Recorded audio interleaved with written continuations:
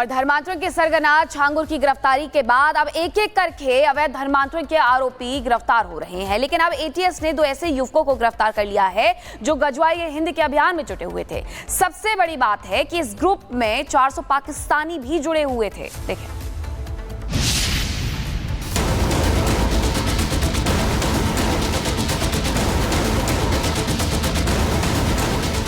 धर्मांतरण के सरगना छांगुर की गिरफ्तारी के बाद लगातार खुलासे हो रहे हैं। खुलासे ऐसे मॉड्यूल का जो न सिर्फ संगठित हैं बल्कि इनका कनेक्शन अंतर्राष्ट्रीय भी है। और अब धर्मांतरण रैकेट की विदेशी फंडिंग का भी पर्दाफाश हो रहा है। यूपी एटीएस ने ऐसे 2 युवकों को धर दबोचा है जो गजवाए हिंद के मिशन से जुड़े हुए थे।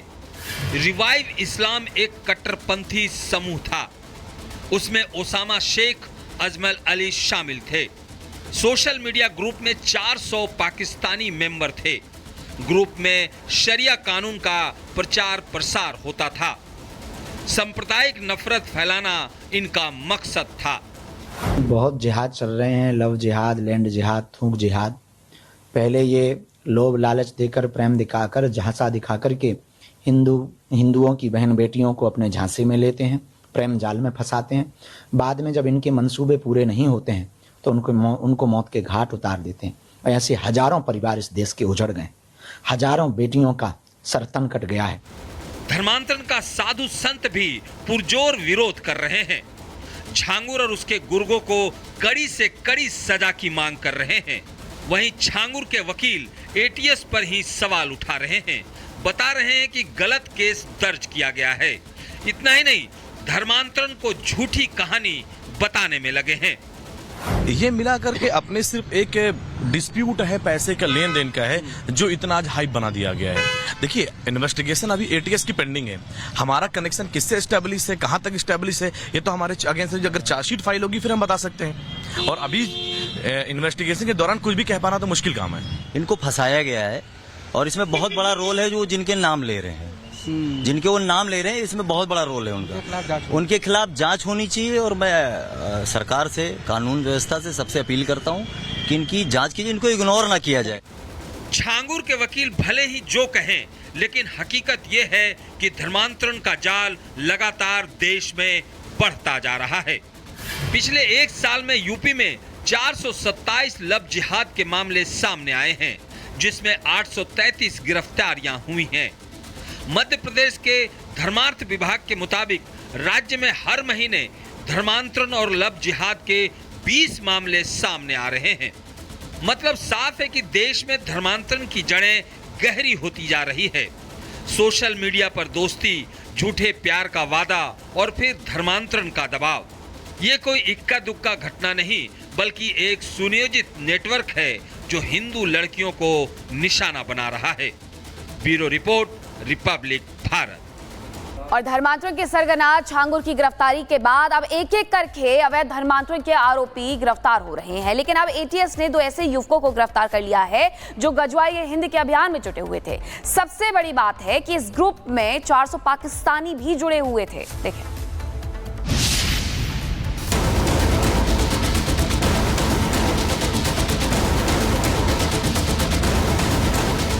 धर्मांतरण के सरगना छांगुर की गिरफ्तारी के बाद लगातार खुलासे हो रहे हैं। खुलासे ऐसे मॉड्यूल का जो न सिर्फ संगठित हैं बल्कि इनका कनेक्शन अंतर्राष्ट्रीय भी है। और अब धर्मांतरण रैकेट की विदेशी फंडिंग का भी पर्दाफाश हो रहा है। यूपी एटीएस ने ऐसे 2 युवकों को धर दबोचा है जो गजवाए हिंद के मिशन से जुड़े हुए थे। रिवाइव इस्लाम एक कट्टरपंथी समूह था। उसमें ओसामा शेख, अजमल अली शामिल थे।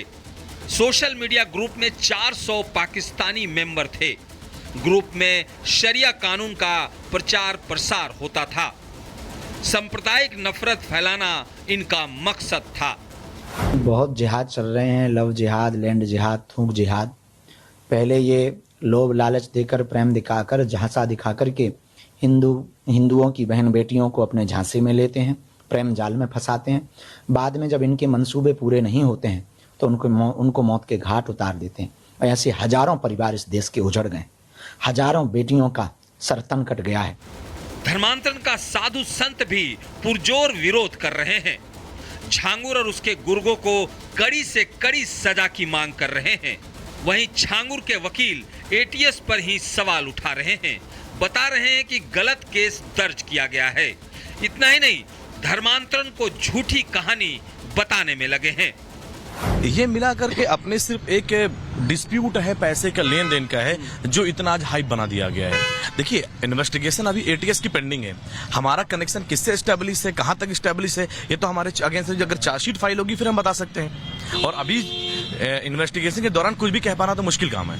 इनको फंसाया गया है और इसमें बहुत बड़ा रोल है जो जिनके नाम ले रहे हैं, जिनके वो नाम ले रहे हैं, इसमें बहुत बड़ा रोल है उनका। उनके खिलाफ जांच होनी चाहिए और मैं सरकार से, कानून व्यवस्था से सबसे अपील करता हूं कि इनकी जांच कीजिए, इनको इग्नोर ना किया जाए।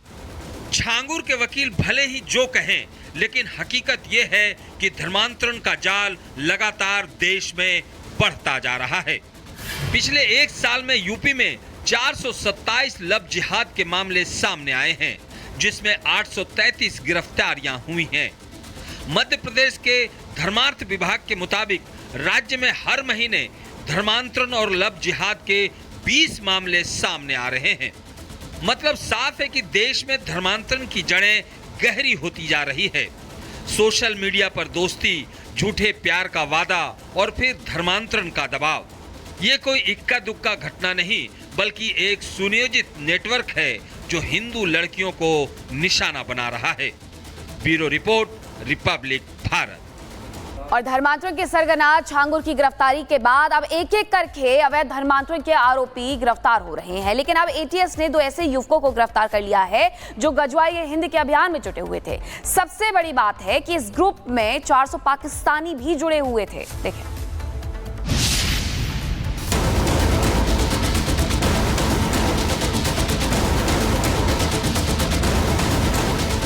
धर्मांतरण के सरगना छांगुर की गिरफ्तारी के बाद लगातार खुलासे हो रहे हैं।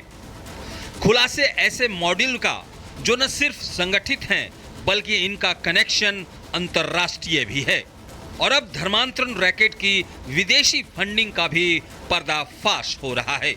यूपी एटीएस ने ऐसे 2 युवकों को धर दबोचा है जो गजवाए हिंद के मिशन से जुड़े हुए थे। रिवाइव इस्लाम एक कट्टरपंथी समूह था। उसमें ओसामा शेख, अजमल अली शामिल थे। सोशल मीडिया ग्रुप में 400 पाकिस्तानी मेंबर थे।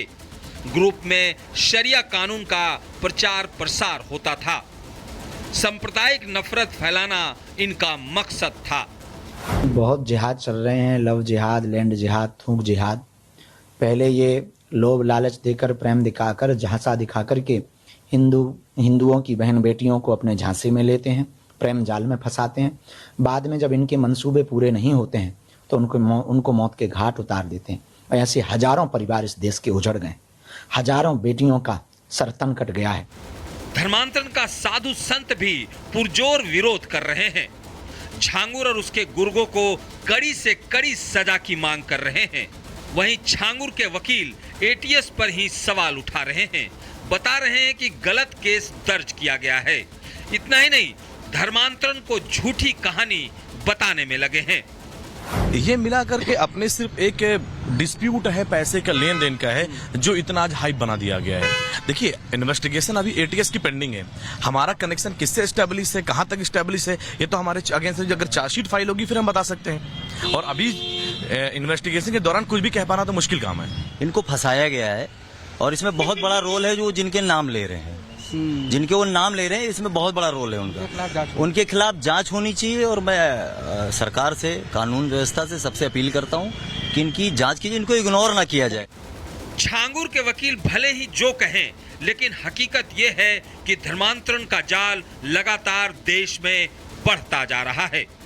पिछले एक साल में यूपी में 427 लव जिहाद के मामले सामने आए हैं, जिसमें 833 गिरफ्तारियां हुई हैं। मध्य प्रदेश के धर्मार्थ विभाग के मुताबिक राज्य में हर महीने धर्मांतरण और लव जिहाद के 20 मामले सामने आ रहे हैं। मतलब साफ है कि देश में धर्मांतरण की जड़ें गहरी होती जा रही है। सोशल मीडिया पर दोस्ती, झूठे प्यार का वादा और फिर धर्मांतरण का दबाव। ये कोई इक्का दुक्का घटना नहीं, बल्कि एक सुनियोजित नेटवर्क है जो हिंदू लड़कियों को निशाना बना रहा है। Bureau report, Republic Bharat.